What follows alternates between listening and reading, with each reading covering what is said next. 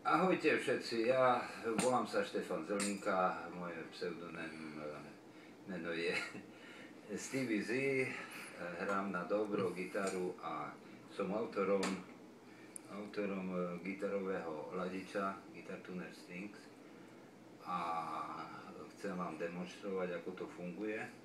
Dá sa meniť niekoľko ladení týmto spôsobom. Teraz hrám obyčajnú gitaru, obyčajné ladenie, hej.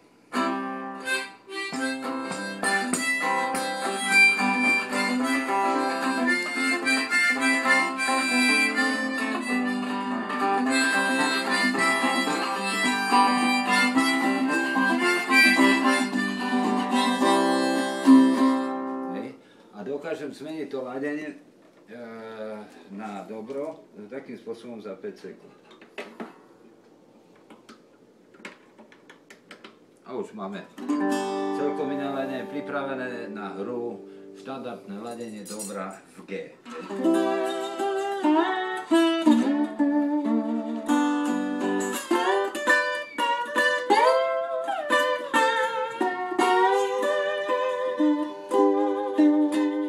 Každá paťka má 4 možnosti zmenenia ako tónu po poltónoch.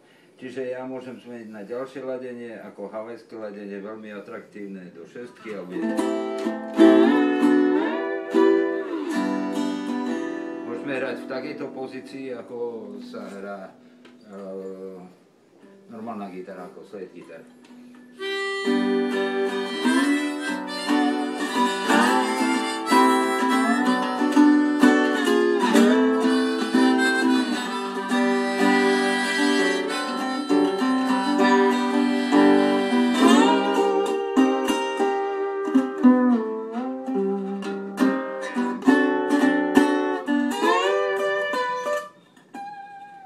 Takže tým pádom, že zmeníme to ladenie, zmení sa aj prstoklad hrania.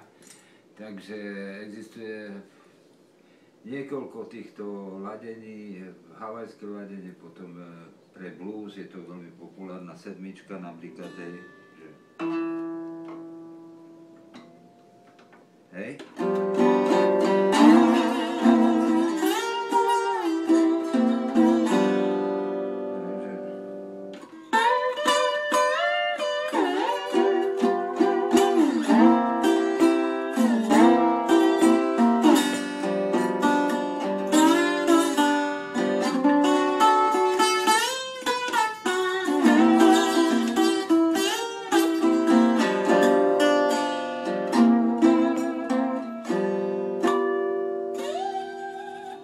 Sedmičkové ladenie, to je ďalšie.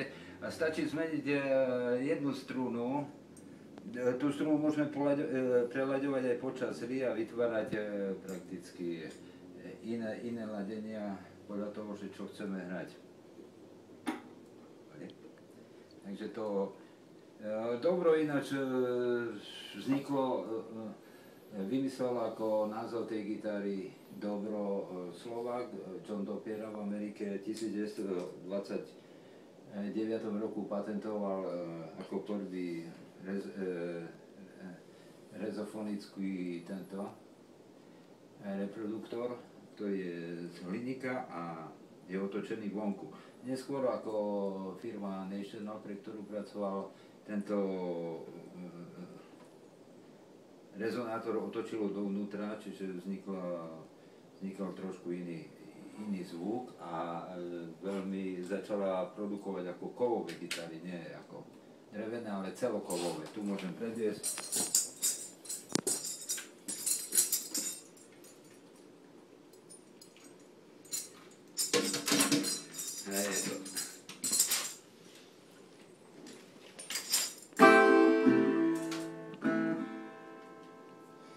Veľmi silný zvuk, trošku inej farby.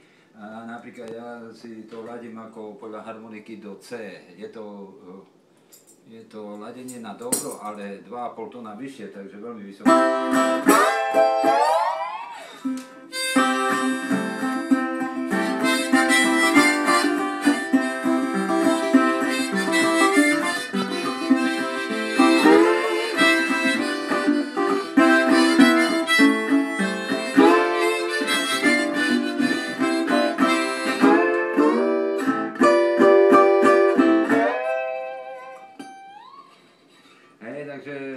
sa hrať aj klasickým spôsobom, ako dobro sa hrá.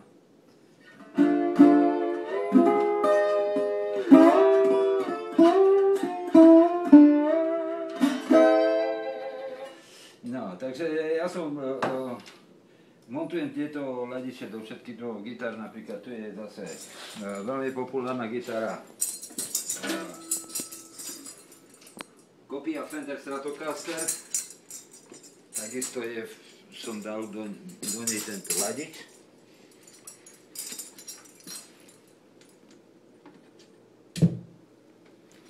Je to elektrická gitara, takže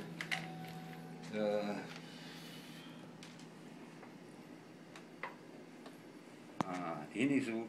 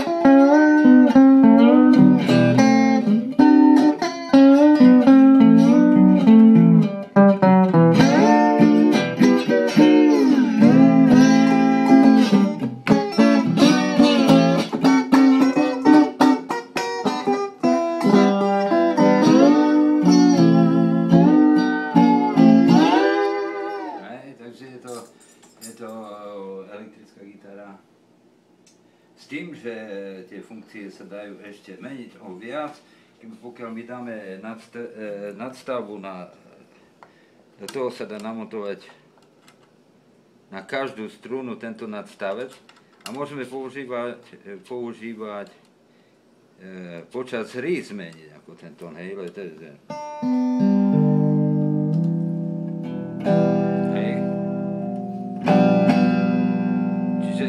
už som zmenil 3-krát, hej. Toto je ako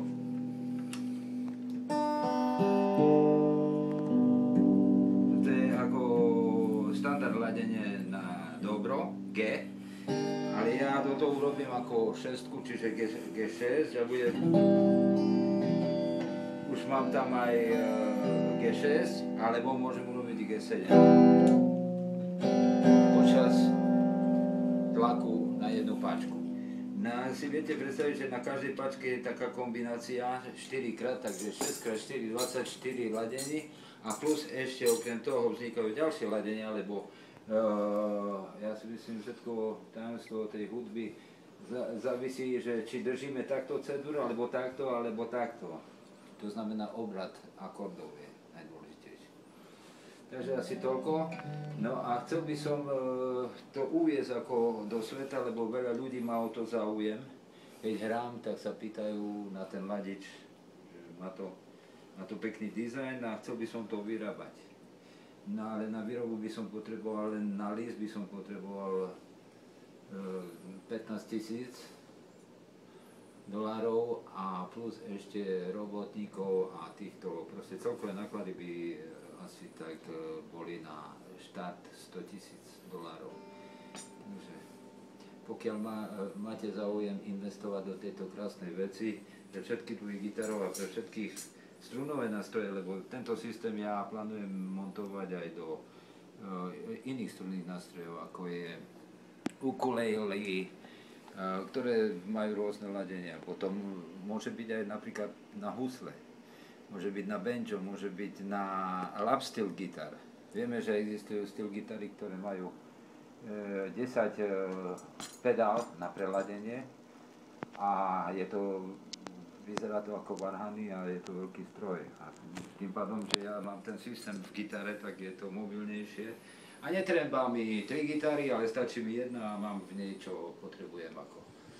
Ďalej, vznikajú nové ladenia, ktoré objavujem pomocou tohto ladiča, ktoré ešte vôbec nie sú zaznamenané v knihe a sú veľmi krásne a atraktívne. Čiže otvára nové